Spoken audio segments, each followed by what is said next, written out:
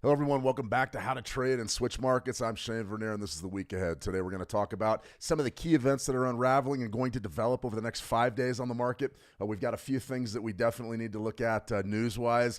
If you guys remember the NFP stream last week, I said heads are going to roll over these numbers and bigger in life. Trump's gone ahead and they've fired some of the statisticians over there at the Bureau of Labor Statistics. Fascinating stuff. I'm going to go ahead and give you my 2 cents on it because I had a feeling that something was going on with those numbers. I don't know if they're accurate. I don't know if they're real. But what I will say is all of last year, I was an outspoken critic of the BLS and the numbers that they were consistently throwing out for the jobs reports. And today, we're starting to see a big rebound in stocks after a big sell-off last week. We think that our interest rate expectations are probably going to be anchored more in reality now as opposed to where they were probably a week ago at this time. The rate cuts are not a foregone conclusion. I want everybody to be sure that they understand that. So when we start talking about the U.S. dollar and we talk about stocks, we really have to take into account what we believe is going to happen over the next several months. And that's always tough. It's always tough to try to tell the future. Remember, we don't have a crystal ball. We don't know what's going to happen tomorrow, but we can put ourselves in a position to deal with whatever comes our way. And right here, I mean, just absolutely huge stories. So I want to welcome everybody back up. I do want to apologize for some technical issues we've been having. Now, I don't really know what's going on the West Coast here in the United States. We're having some server issues. And essentially, we run a program called Restream.io, which blows these streams out all over the place. It blows it out on YouTube, blows it out on X, blows it out on LinkedIn. But we're having connectivity issues. And I don't know if it was because of the volcanoes or the earthquakes over in the Seattle region. We've had a lot of earthquakes around Mount Rainier, small ones, but it's messed the servers up. So the servers out of San Jose, California and in Seattle were running really slow. So we tried to connect to the Midwestern servers. That didn't really work last Friday. So the stream, if it is glitchy, I do apologize. I've done my best to troubleshoot this. It looks like we're up and rolling pretty good right now. Not very many dropped frames at all and a pretty hot connection, but that can change. So if it does change, I apologize. I don't really understand what's going on with the servers or the technological infrastructure here in the United States. But it's very important that if you're having lag, if you're experiencing lag through your broker, You need to run some ping tests. You need to run some speed tests, and even reach out to your broker and say, hey, if your servers are running slow, you need to tell me so I can adjust my trading strategy. And maybe, we're not going to be doing high impact scalping on 15-second charts if there's that kind of lag. So if you guys are dealing with internet lag here in the States, I hear you. I feel you. It's been a real frustrating thing. I absolutely hate it when these streams get glitchy. It's not much fun. We put a lot into trying to develop a good clean presentation for you. And if it's glitchy, man, it's really tough to watch. So I do appreciate everybody's patience. So good to see everybody back in the room. Gordon Williams, good to see you. Greg Goforth, Boomer from Southwest Oklahoma, Boomer Sooner. And then we got the Texas Longhorns in the house with Gordon Williams. It's almost football season, college football season. Best time of year. I absolutely love it. I got my season tickets for the Montana Grizzlies, and I'm going to be down there, the 30th of August? I believe the 30th of August or the 6th of September. I don't know when the first game is, but I'm getting ready for it. We're already gearing up. It's good to see everybody back. Greg Okello, good to see Okello. Let's see. Ralph H., good to see you. Ralph H., Bobby Bob. Always a pleasure. New week, new opportunities. Absolutely, Bobby. Andrea, good to see you. Andrea, welcome. Hi, Shane. It looks like the U.S. dollar Japanese yen is getting close to the 38% bid on the weekly with the 13 EMA at 146.61. It's a great place to begin. Andrea, I wanted to start a little bit. The Kiwi was a great trade. We had a trade opportunity out that came out last Friday that I put out, and it came within about a pip of your entry. So it really did depend on who your broker was, if you got filled or not. But let's get right out to price action and go ahead and have a look. U.S. dollar, Japanese yen is a great place to begin. If you guys have any questions at all, if you had to go, if you have any markets you want to look at, today's a great day for it. We're game planning. I've got a few levels that I think are going to be pretty good later in the week, and we're going to go ahead and approach those as we see fit, right? That's what Mondays are all about, guys. Game planning, being ready to go, getting up to speed, and really attempting to develop good trade ideas for the next several days. All right, so I like the Fibonacci retracement sequence right here on the weekly. Really a tough chart. In all honesty, Andrea, really a tough chart to sort of look at and say, oh, this market has a direction. Clearly, we've really ground higher since that tariff panic back in April, but it's not been an easy road. This has been about as whipsaw as we've seen the yen in a long time. We're up, we're down, we're up, we're down. But this right here is a pretty darn good zone, this 146.71 area. And I'm not sure that that's exact, but I was working right from this swing low to this swing high. We'll go to a monthly chart here in just a second. But you're absolutely right about the 13-period EMA. And I absolutely love it, 146.57. I love it when the 13-period EMA is going to converge with the Fibonacci retracement level. That gives us that much more confidence and really dials in our trades. That's what I call a trade that you probably don't want to miss. So we're watching that closely there. So I like your entry point. I think that let's back off to a monthly chart here, though, with the dollar yen and see exactly what's going on. Yeah, see, this is what I like right here. This is good stuff. Nice little spike high. Last month's high was 150.84, and then right here you've got 150.91. So we sort of had a little bit of a peak above last month's high. I call that a failed auction. You see this a lot. This is a really textbook. But just price action strategies. You don't need any indicators. All you need to do is understand your key levels. In this instance, you've got a monthly top right there, monthly high, 150.84. And what do you got right there? 150.91. So just in the first few sessions of August, we traded up above the previous month's high by a few pips, and then we reversed and absolutely are cratering now. That is a textbook failed auction. And what that means is it means that it was almost a trap. A lot of people call that a bull trap or a squeeze. For me, I just call it a failed auction. And what happened was we traded up above that level. We tested, really we're making a run at that 151 zone to see if we could catch some bids and drive the price higher. And what happened? It was the complete opposite. That is, it's sort of a bull trap. Everybody was piling in over last month's high thinking we were going to get a bullish break. And what happened? Just a big hammer right there, hit everybody on the head, and has really dropped price in a big way here. You're off about 2.5% to open August. That's a big move, guys. That's a big move. So I love the level, 146.71. Let me make sure that that's exactly where it needs to be, and it's not. So let's dial this in exactly. Remember, if you're going to use the Fibonacci retracement tool, it's imperative that you are as exact and precise as possible. And the reason why is you got to be sure that you know where your entry points are and where your support zones are. Now, you can't really be perfect all the time. You really can't be, but you can really try to make an effort to dial these things in about as close as you can get, and that's pretty close. I don't worry about fractional pips, really.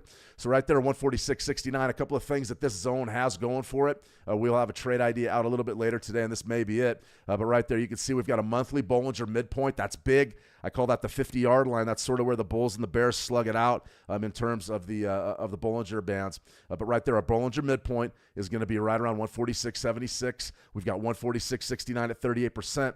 And then, like you said and pointed out in the live chat there, our weekly chart right in that zone, 146.57-ish is that 13-period EMA. 13-period exponential moving average, and we base this one on the mid. I don't use the close for my own personal moving average. I base it on the mid, so the HL divided by 2, that's going to be my hot zone and what I'm looking for there out of my moving average. 3 indicators coming together right in a big zone here, and that's a pretty sharp bid. I think that's going to be a pretty sharp bid. Let's see. Andre, yes, great trade on the Kiwi. Nice Monday trade to start the week. It was pretty good. I mean, it really was pretty good. Let's go ahead and do a little trade recap here. We'll talk about what we need to do here on the Kiwi. Really was happy with the way that this trade panned out. Let's see. Welcome to the Switch Markets community, guys. We're trying to build. This is a work in progress. In the coming weeks, you're going to see sort of a new look on these live streams. We're already looking at different ways to revamp this, maybe upgrade a few things here and there so these things look a little bit sharper than they do. I've been working with the same format for like the last 2 years, and it's starting to get a little bit stale. So we're going to do some changes. So we're going to be looking to update the presentation. And also, I want more interaction with you guys. So if you have any questions at all, you just ask them, and I'm going to do my best to get back to you. Remember, if you do need a place to trade and you're an international client, meaning you reside outside of the United States, check your local municipality, but Switch Markets might have you covered. Lots of bonus money over there, zero commission accounts, tight spreads. Bring your ambition into focus with Switch Markets. And that's sort of our partner broker here at How to Trade. The idea is simple, guys. We're going to take some of our education from that How to Trade and bring it on over to the Switch Markets community and try to get everybody up and trading better than they've ever traded in their life. I think we can really, really help in a lot of ways, not just trade ideas, but actually working through some of the psychology and just to answer some questions. It is a challenge to be an active trader. It is a challenge. It is lonely, and you can really fall into situations that aren't good, especially if you're by yourself. We'll talk about some pretty heavy stuff toward the end of the stream here that happened locally, and thoughts and prayers are going to go out to the victims involved. But this was like right in my backyard. And what happens to people in all walks of life as they get isolated and they start to lose touch with reality a lot of times. And as traders, I'm not trying to bum anybody out. I love to trade. I've been doing this for a long time. A lot of you have been doing it a long time and couldn't imagine living without the markets. But it can be isolating and it can be a very, very lonely endeavor. So it's very important that we're always monitoring our mental health. And that's very, very important. We're going to talk about that a little bit at the end of the stream, and I'll answer any questions you may have on the subject. All right, Kiwi, let's go to our trade update. This is one that we put out right after NFP last week. Our heads were spinning after just an absolute terrible set of numbers that we really couldn't believe. Lewis, good to see you, Lewis. Absolutely couldn't believe how bad the jobs numbers were. They were so bad that it got the BLS folks fired. I'm not laughing at their misfortune, but a lot of us were really questioning the jobs numbers for about the last 2 years. And well, the Trump administration just said that's enough of that.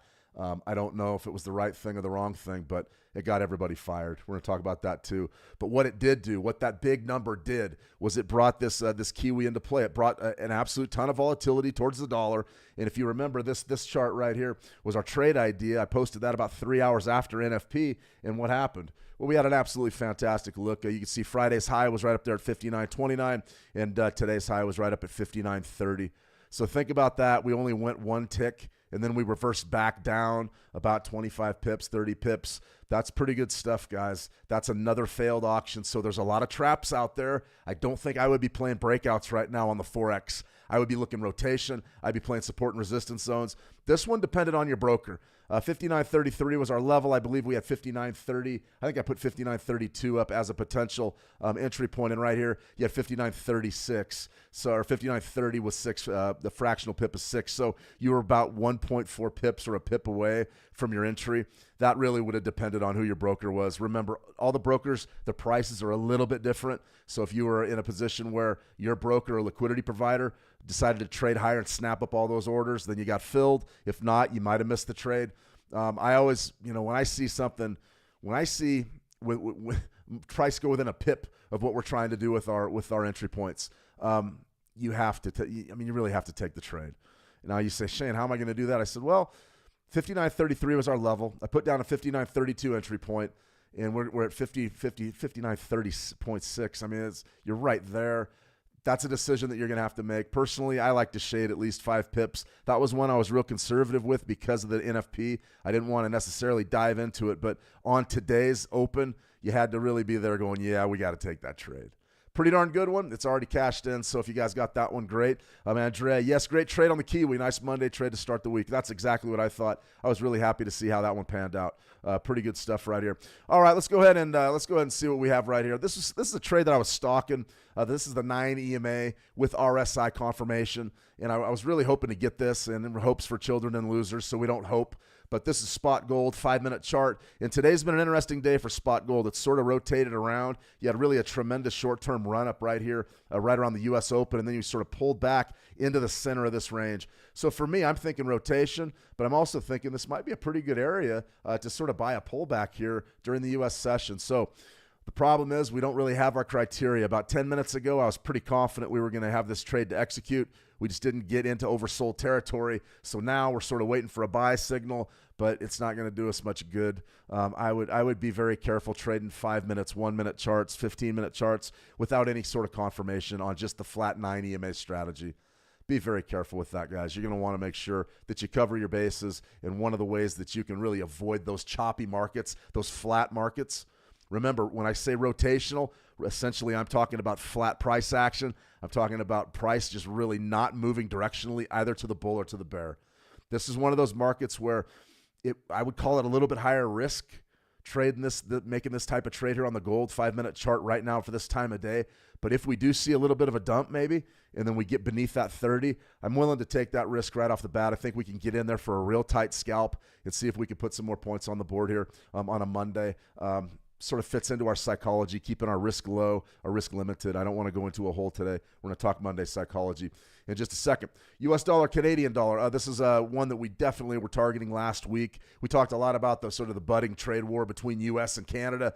Just basically, it's Trump against Mark Carney. If you guys know anything about Mark Carney, the BOC, or actually he's the new prime minister up there in Canada, but he was the leader of the BOC. He was also a big-time honcho in the Bank of England, who we're going to talk about later this week. But you could definitely, he's one of the bankers of the world. The guys worked everywhere, and we're starting to see the beginning of a significant trade war between Canada and the United States. So when I look at a pair that I may want to be trading with some good hot volatility, it's going to be the Kiwi. Now we've got a lot of action in WTI crude oil. We're off about another 1.5% today. That's going to seriously hurt the Canadian dollar, especially when we're down about $4 or $5 here in the last 2 sessions for WTI. So if we're looking at a pair to trade maybe down the stretch this week, U.S. dollar, Canadian dollar is a pretty good one. I would be watching that one closely. In any case, right here, very simple daily chart. You can see this is our 920 EMA crossover, and you've got a really nice big yellow candle right there. And you remember our coded 920 strategy. It's very simple. You buy in on the yellows and you're selling on the purples. This purple right here didn't go very far. The reversal, that would have been your bid, potentially your bid right there. So what would I be looking to do here as far as taking a side on this trade? I'd be looking probably to go long. Bullish bias a little bit according to our 920. We do have that crossover in play, and then we can just lay some Fibonacci's right over the top there. And you can see it came right down to 137.62. You bounced off of that. You're up to 137.76. There's a lot of pretty good stuff going on right now in the Forex. If you're trading those majors, those dollar pairs, be careful that you don't make one bet on the United States dollar across the board. You don't want to be double and triple exposed, but right now, a lot of those retracement levels are coming into play, and that's absolutely huge, especially if you like trading the majors and if you're interested potentially in trading the greenback against some of these other currencies, which there's going to be a lot going on here in the near future. We're going to talk tariffs here in just a second in what is probably one of the most complex tariff situations. You can see the Swiss government. The headlines keep coming out of Switzerland. A lot going on there, a lot of worry about the tariffs, a lot of maybe delays. Maybe they're on, maybe they're off. Nobody really knows. But this is pretty interesting stuff, guys. So be dialed in, watch the news feed, and we're going to go ahead and cover some of those key things right now. Let me see. David the Holy One, no more trade 9. Yeah, I mean, as far as the 9 EMA goes right here, we don't really have it. We don't have it. We've got to get beneath that oversold. We got to get into oversold territory here, down here beneath that 30, and then we could potentially be looking to take the bid. But yeah, for right now, David, I'm not seeing a trade develop here. We've got to see a bigger move, something that tells us that we're at sort of at a point of disequilibrium. I mean, I hate doing hindsight. Hindsight's 20/20, and it's so easy to get back, go back in time and find one of these winning trades and say, oh, it's a great strategy. But realistically, there was your spike. You were severely in overbought territory there, and then you came off big. And as soon as you came off big, you had to be looking for this sell, and sort of there's your sell right there. First bar closed beneath that 9 EMA. There's your sell. It's been pretty good. I mean, the sell was up there at 33.77. Now you're down to 72. Sell's about a $5, sort of a $5 move. I'm sort of on the other side. I would love to see this market trade down a little bit further, and then we can bid it. We'll throw some Fibonacci's on the gold market too before we sign off here today. So I hope that helps. How it helps you, David. I mean, it's just not quite going to come our way, and sometimes it just doesn't come our way. And if it doesn't, we have to wait. Let me see. Gordon Williams. It's a new higher. Yeah, absolutely. So what we like to do on a Monday is we like to really set the table for the rest of the week. We look at the key events, look at our psychology, try to really get things lined up for the week. And this is something that I've talked about a lot over the past, year or so, is psychology, how to design your week, how to really build a winning mindset. And a big part of the winning mindset was generating momentum. And one of the worst things you can do, there's a couple cardinal sins that if I was running my trading room, if you guys were working for me or I was working with you and we had a trading group and I was evaluating traders and I said, okay, what is trader X doing on a Monday? What does the tendencies look like on a Monday? Because it becomes very obvious a trader's vulnerability just by looking at their performance on Mondays and Fridays. Now, Monday, a lot of folks come in, you're hyper aggressive and you want to trade. And that's great. I want to trade too. The problem is if you dig a hole on a Monday, you can find yourself in a world of hurt. And the reason why is it becomes too difficult psychologically to dig yourself out of a hole. If you always feel like you're behind and you're trying to dig out of a hole and trying to get profitable, it is truly exhausting. And I don't want you guys to get exhausted. I want you to be ready to go, ready to trade when it's time to trade. Now, some Mondays are great. Today, there's a lot of action in the U.S. equities indices. We're going to look at those before we sign off as well. But from a big picture, did we expect a big rebound Monday today? I didn't, but there was reasons why. You saw the big rally in stocks. We'll cover that in a minute. My point is this. We show up on Monday ready to go, ready to trade, but the most important part of Monday is to get some momentum going. So for me, what I've found over the years is to game plan, to understand how I'm going to handle the week ahead, exactly what I'm looking for, what I want to get accomplished, and what could potentially be some eventualities that we have to deal with down the line. So that's a big part of my Monday. Also, the second thing, I do like to make trades on Mondays. It's not like we just show up and say, okay, I'm not going to do anything. I'm just going to sit here and chew bubblegum and watch the screen. I don't believe in that either. I think if you're going to sit down and trade. But here's sort of what I would recommend. Is it a good idea to show up on a Monday and take a 10x trade for 10% of your account balance? If you win, you're in great shape. You just doubled up your money and you feel great. But if you lose, you're going to spend the rest of the week trying to dig out of that hole, and that becomes exhausting. It's exhausting to spend 3 days trying to dig out of a hole you created on Monday. So what we do is we try to trade to a positive. I'm always thinking of trading to the positive. I don't want to go into a hole. That doesn't mean that I'm necessarily have paralysis or that I'm not going to act on anything that comes my way. But what I'm not going to do is I'm not going to take a trade where I have to risk a tremendous amount, like a real baggy big stop loss or maybe a highly leveraged trade. I have no intentions of doing that on a Monday. None. Not going to do it. And so if that is the case, then what am I doing? I'm being conservative. I'm game planning. I'm focusing on my analytics, getting ready to go tomorrow, Wednesday, and Thursday. And then I'm going to try to get it going. I want that first trade, maybe those first trades, to be positive. And what that means is, hey, maybe if the trade goes 15 pips, 20 pips in my direction, maybe we're going to take that money and move on.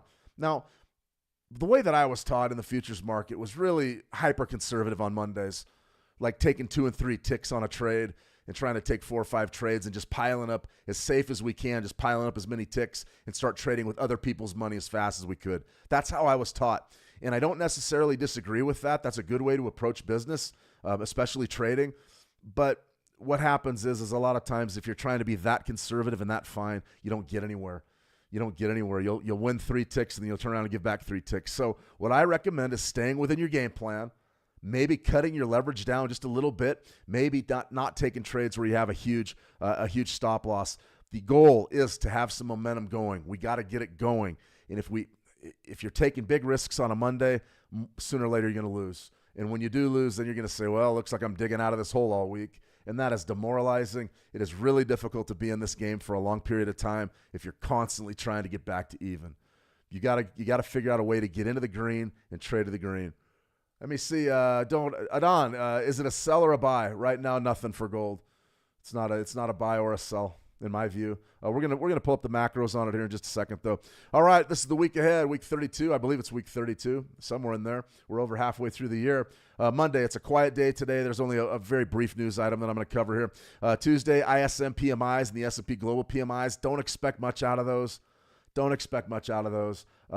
Typically, those are just. I won't say that they're fake numbers, but they don't bring the action that they used to bring. You'll get some short-term action, maybe like a 1-minute chart. You'll get a flurry of activity, but that's not going to go trend day up or trend day down for us. Wednesday is a quiet day as well. EIA crude oil inventories. We'll cover that and the crude oil market. Thursday, BOE interest rate decision. That's the big one this week. The Bank of England's going to get involved potentially and maybe make a move against the pound. So what we've got to do is be ready with all of those Great Britain pound pairs to trade for Thursday. And then Friday, there just isn't much on the docket for Friday either. It's no donation Friday. So this week has the potential to be sort of a slower week, but we're seeing a trend day right now in U.S. equities. So, and a lot of that's because of the news cycle. As far as our news today, there really wasn't any out aside from just the breaking news items that we saw to Washington, D.C. What did you have really as an economic event? You had the 3-month T-bill and the 6-month T-bill. What is important here is you see interest rates come down just a little bit. Now, I'm not going to get here and unpack the bond market because it's complex and it's hard, and we start talking about yields and discount rates and all that stuff. We're not going to do that. What we're going to do is keep this real simple. 3-month and 6-month T-bills, that's U.S. Treasuries. Okay, those are offered for sale to the public. Typically, who's buying them? Banks, corporations, people, high net worth investors and people that are trying to get insulation from broader market risks. The T-bill is also known as the risk-free rate. Now, 3-month and 6-month T-bills right now are going for about 4.165. Now, that's down week over week. So here's how to think about it. A falling yield sort of means that their expectations for interest rates have fallen just a little bit. Now, why would a yield fall? A yield would fall if in fact we expected more money to be in the system. So it really was a dovish auction today. A lot of folks believing that those interest rates are coming down. I am not one of them. But they are firing people. And when they fire people, I know I'm smiling when I'm talking about the BLS folks getting fired, but boy, they have been on the hot seat for a long time. And wow, I mean, I'm surprised it took this long for those folks to be replaced. I really do. So, Great Britain Pound USD is going to be the one that's in play for this week. Let's go ahead and take a look. This is a good look at your MT5 platform, Great Britain Pound USD monthly chart. And this was the level that we outlined last week. I was very vocal about it. Go back and check out some of the live streams. And what do you have right there? 38% is going to be 31.52, somewhere down in there. And what did we have really to open up August? We had a low, and our low right down there is right in that neighborhood. Where's it going to be? Right around that 131.52ish, 131.50 handle. Pretty good stuff. Absolutely pretty good stuff there. Nice bounce with that Great Britain Pound USD. So would I be bullish or bearish right now? It's really tough to not be bullish. The technicals, the long-term technicals are telling us that the bidders are in control of this market. They're telling us that 38% level right beneath 132 down at 131.50 was huge. It withstood the test, and now the bidders are back in control, and you're trending up above 132. So for me, I sort of expect this market to fill in a lot of what happened in July, the big sell-off correction in July, and I do believe we grind higher from here. I think that's a pretty good way to be looking at this market. If, in fact, we do sell off and break, get a big break on that BOE news, then we've got to be prepared to change our mind and be able to get short, but we're not there yet. So I would be long. I would be net long here, and I wouldn't play around with the shorts just yet. The U.S. dollar is going to fade. It looks like it's going to fade, and you probably want to be on the other side of it. That would be my guess. Let me see. Ayaz. I hope your name. I struggle with the names, guys. Ayaz. Russia said the ADB will withdraw submarines or we will strike. Nuclear war could start at any time. There are only 2 days left until the stock market crash. Well, there's a lot of folks that believe that. I don't necessarily disagree, but we've been sort of calling for World War III for the last 2 years or 3 years. I don't know that it happens. I hope it doesn't happen. And hope, you know what I think about hope, but I'm not confident that it won't happen.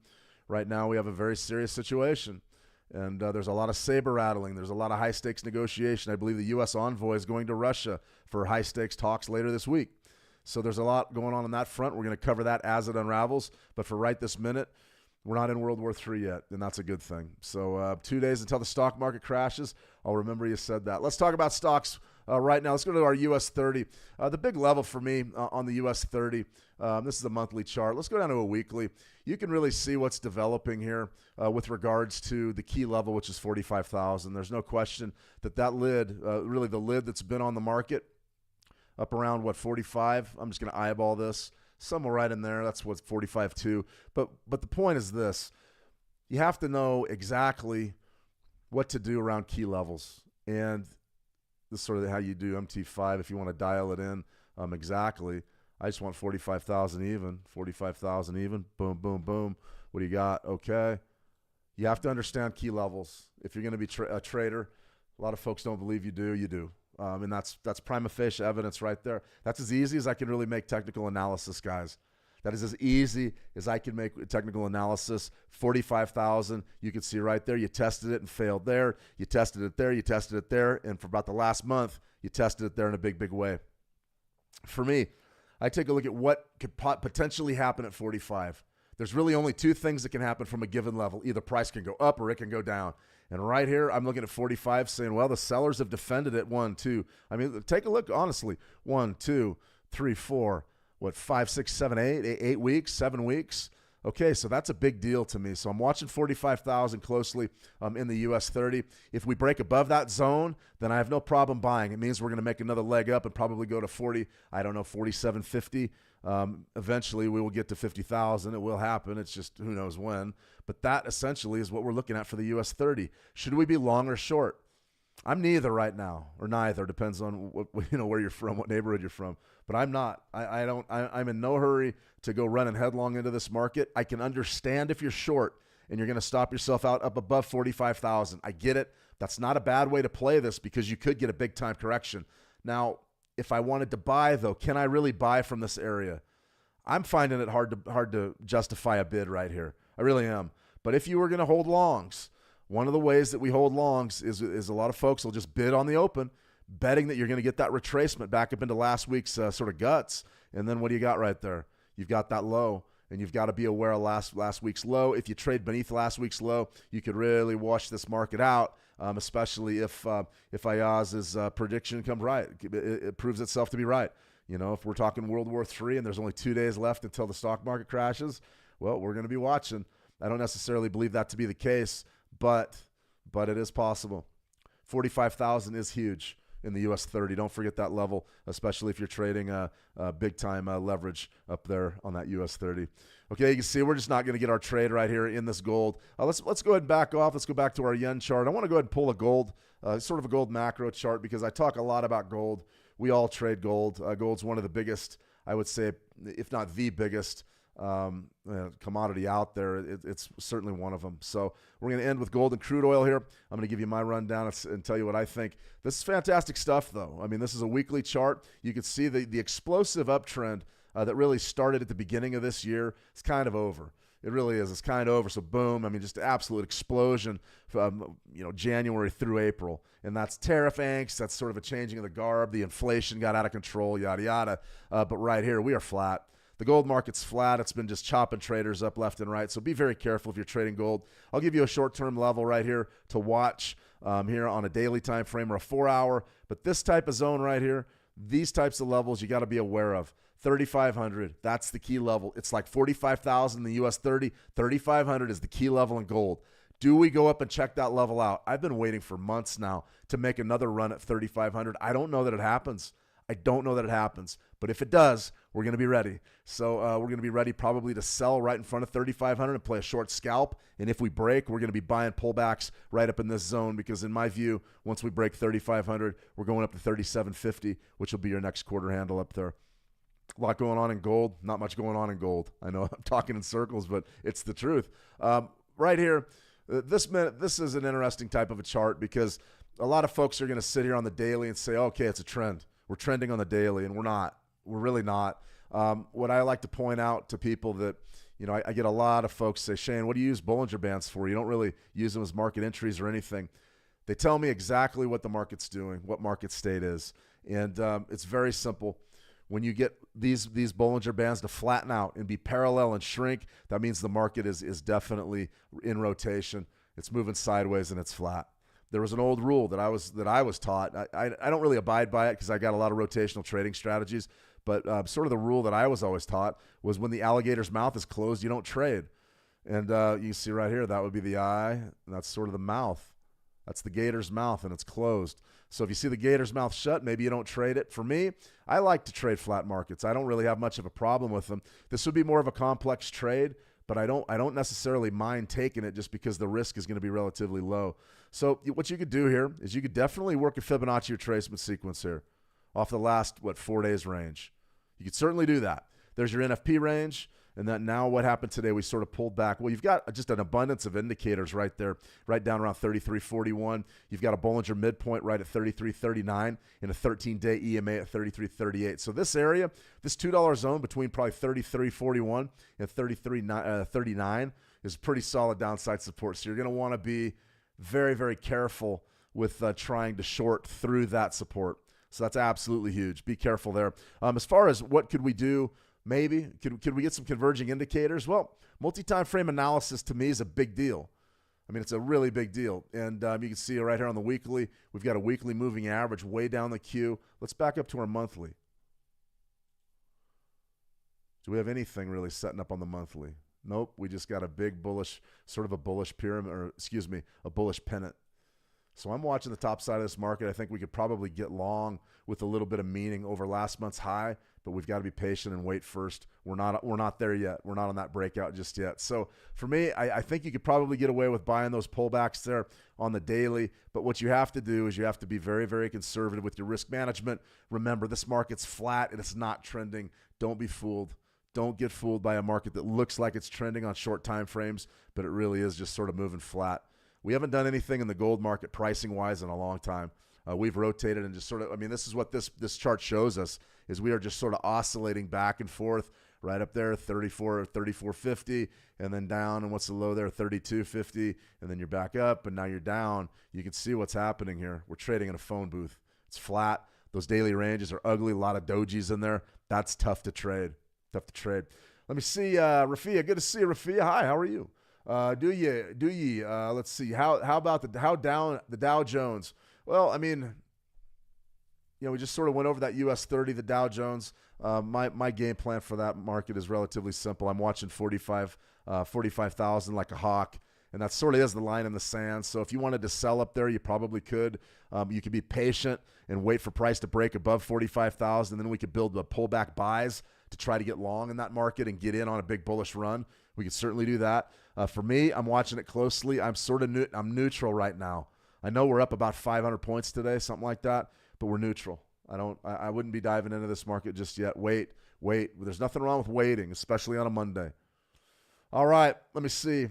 We got a couple questions here we're going to go ahead and cover, and then we'll sign off for a few. Let me see. Bobby Bob, Shane, what do you think of the Trump tariffs on the 7th regarding the EU? Well, I believe tariffs are a negotiation tool. That's what I believe.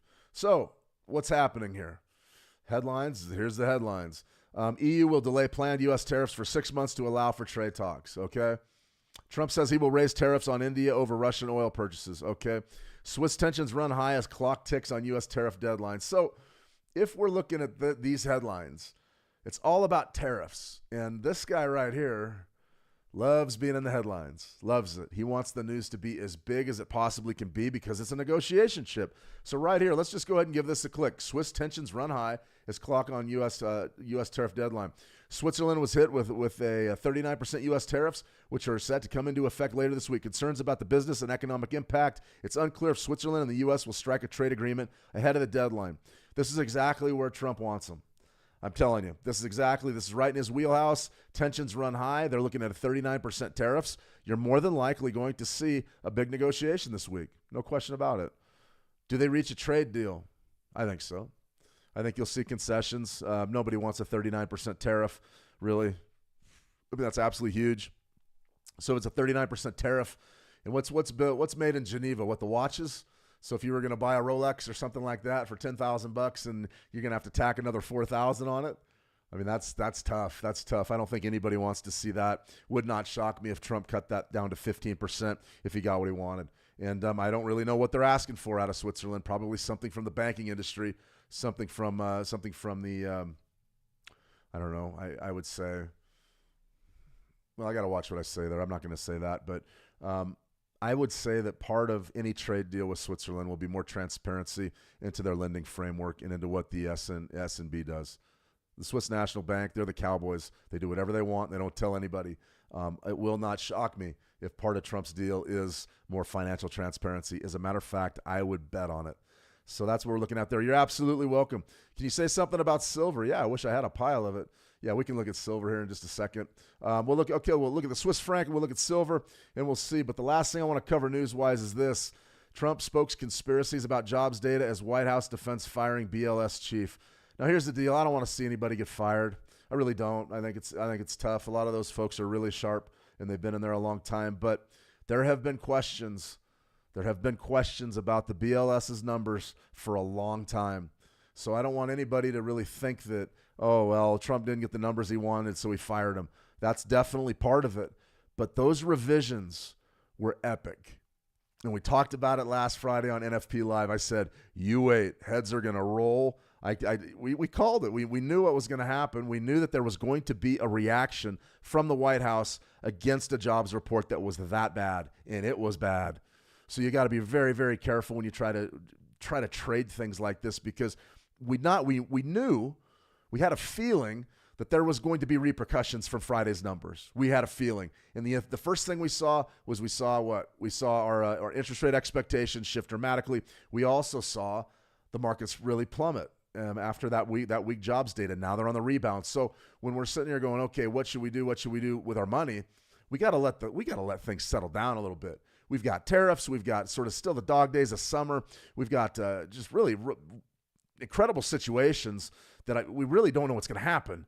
And so we've got to be very conservative. So to answer your question about the Swiss franc, it's a great question. We're going to look at silver, the Swissy, and then we'll go ahead and call it good here. But right here, let's go ahead on your MT5 platform, go over and grab our Swissy and drag it across. So right there's your weekly chart, and you can see exactly what's happened. A bit of a bounce here, but this is ugly stuff, guys. I mean, this is ugly stuff. This has been the downtrend that we've been watching for a long time, developing the Swissy. Why? Safe haven asset.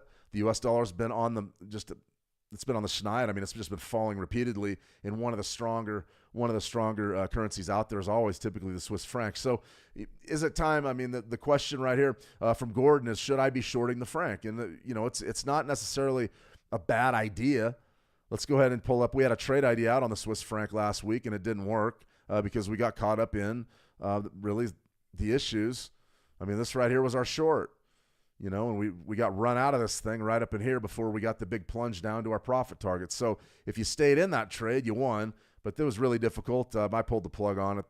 Once we got up above and sort of established above our 12, our stop loss there was 81.59, I believe. I didn't want any part of it anymore. I said, I'm not interested in this, but you can see price comes right back down. So if you're interested in shorting the franc, what would be a great trade location? Right here, I have no interest in shorting from down in here. You can see we bounced right off of that. We bounced right off of that moving average and the Bollinger midpoint. Now we rallied back up to the top of this thing. I would be watching my weeklies. I still think still have a lot of confidence in that 81 area setting up as resistance. So if you wanted to take a short, I would wait for a print of 81. maybe 81.05, somewhere up in there, and that would be the short that I would be looking at. I wouldn't be interested in shorting right this minute. There's the tariffs. The tariff announcements can come at any time. Typically, they come after the market. And one last thing I'm going to do is talk a little bit about time zones here. In the United States, really, any negotiations that are going to be taking place in Europe more than likely are going to be outside of the trading hours. It's very possible. We've seen that repeatedly on weekends and during the U.S. overnight. The deals typically are cut before the U.S. Open. Now, is that by design? Well, I don't know, but it seems to be the pattern. So the idea that we're going to get a big Swissy announcement during our business hours here in the States, probably not. Probably not. But it is possible. And so we've got to be ready for anything. With those kind of tariffs on the line, 39% tariffs, Gordon, I probably would be staying out for right this minute. There isn't really any market movers out for the U.S. dollar this week except for tariffs and except for just the normal Trump news cycle. And if we've learned anything over the last 6 months is that the news can come from anywhere and say anything. For me, the war stuff that Ayaz brought up is ominous. I didn't want to talk war today, and I'm not going to. But the Trump administration deploying the nuclear submarines, that's something that is pretty serious stuff. Is it a bargaining chip, negotiation chip? Yeah, could be. All right, last one, silver. Silver's pretty cut and dry for me. I mean, I'm bullish. All this analysis here doesn't really mean much. We'll do fresh analytics, but the one thing that I always point out is key levels. So if you guys are serious about trading these markets and Shane, I don't really know where price is going to sort of react or where people are going to get involved at. Look at your key levels. Look at your key levels. If you look at your key levels, you're going to have an idea of where the market is going to either turn or it's going to break out at. 40 even is a big round number. It's a natural area it's natural resistance is what it is. You're going to have an opportunity to make all kinds of trades up there at 40. So right now, I'm sort of being patient, waiting for that 40. Now, on the other hand, what can we do? We can certainly buy it. I have no problem buying silver. You can see the big correction that we had last week based on your Fed, based on sort of the hawkish Fed, and also based on that NFP report brought just a tremendous amount of action in the market. And you can see that low went right down to 78%, which is 36, and then you get the big bounce back. I would love to buy down here at a discount. I've got my 13-week EMA down there at 36.14. You've also got that 78% level up at 36.17. That's pretty good stuff. So I would be looking to bid. I'd be a net bidder from down here. I think that's absolutely imperative that we recognize that as being robust support. Do I want to sell this market? I don't. Could you sell it? Sure. You could sell it. I mean, you could run some Fibonacci's from there to there. Let's go ahead and try one other exercise here. I love my 920. I always forget about my 920, but let's go ahead and take a look at silver on the 920. Interesting, huh? You had an absolute fantastic bid back here. Really choppy market conditions, a couple of losers there, but you had a fantastic bid back on the 20th of May that got you in on a heck of a run. So what are we looking at right now? Well, we've got a cross under brewing, which could potentially be a sell signal on the daily time frame on the silver chart. I don't believe it's going to set up just yet, but maybe if we get a negative close tomorrow, potentially we could be in a position to have a sell signal here on this 920 EMA crossover. I don't believe that that's going to be a good trade for me personally. I really like my Fibonacci's, but if we do get this sell to set up, you could certainly take the sell. Just be ready for this downside support. That's a big deal down there. 13-week EMA sort of converging with that 78% level. That's a big one. So right now, if I had to say anything, Duyi, I hope that's how you pronounce your name, Duyi, Tuniyeri. Bullish or bearish? I'm still bullish. I'm bullish metals, even though they are rotating. They are moving slowly. They're not trending really anymore. I'm looking at those as being pretty good to the top side. I love a pullback here. If we could get another pullback on the weekly time frame, that's not a bad trade down there for silver. If you wanted to wait, if you wanted to say, okay, I don't want that level, it's already been hit. I want something completely fresh. Back up to that monthly. Have a good look at what you've got cooking here. You've got a big macro level, sort of like we have in gold, the 3,100 level I've talked a lot about. This area right in here, potentially you could be looking to get long at 35, maybe 35.50, maybe 30, 35.75, something like that. That's what I would be looking at for silver. Still bullish. Still bullish. We'll just wait and see. All right, guys, I'm going to go ahead and sign off. Unfortunately, over the weekend, we had a tremendous tragedy here in where I live, up in Montana. We had a mass shooting that took place in Anaconda, Montana. And the suspect's still on the loose, ran off in the mountains, and is armed and dangerous. So the reason why I bring this up is I know there's some folks in my neck of the woods that watch these streams. So thoughts and prayers go out to everybody that was impacted in the entire community. I know that I live in Dillon, Montana, which is about 40 miles, 50 miles down the road from Anaconda, Montana. These are small towns. These are close-knit communities. And when things like this happen, you feel it. I mean, the law enforcement here has been on high alert. We've sort of been on high alert this weekend, not really knowing, where exactly this shooter is. Supposedly he's up in the woods somewhere. They're expecting to find him. We don't know. So thoughts and prayers go out to everybody that was impacted. These acts of violence happen more and more and more and more and more. I'm tired of it. I'm tired of seeing it on the news. But that's sort of just the world we live in. So we got to stay vigilant, be smart. If you feel like you're not well, if you're struggling mentally, there's nothing wrong with getting some help. Just get some help. And that's the number one thing. There's a lot of help out there. There's a lot of resources. Get some help. But, like I said, thoughts and prayers go out to the entire community up there in Anaconda. Sort of is known as it's a close-knit community, sort of a rough area. Can be rough. There's a lot of folks out there that are pretty tough. But it's a strong town, and it will bounce back. That's what I want to say about that, because I know there's some people up there that are watching. All right, everybody. I want to thank you for joining me. Really a tremendous trading day to start the week. The U.S. 30's up 500 points, and it could be going higher. Remember, guys, the big news this week is going to be the BOE, so be watching your Great Britain pound. We're going to put out the Switch Markets newsletter. That's going to be out for the Tuesday session. I'm going to film the pick of the week here after the market closes today. I'm also going to have a trade idea out here in the How to Trade trading room, so if you're interested in maybe taking a look at one of these markets that we just looked at, I'll probably write something up a little bit more formal and get the trade idea out there. All right, everybody, I'm going to go ahead and sign off for a while. You're absolutely welcome. Thoughts and prayers. I sure appreciate that, Gordon. Thank you. Challenging weekend, really challenging, but that's the way it is. Just move forward, onward and upward. We're going to trade well. We're going to do well this week. I want everybody to get off on the right foot. So if you took a little bit of a loss this morning, don't worry. There's plenty more trades. There's a lot of opportunities this week. We just got to cash in. Remember, we just got to cash in on a few good trades, and we'll be sitting pretty come Friday, and that's the entirety of it.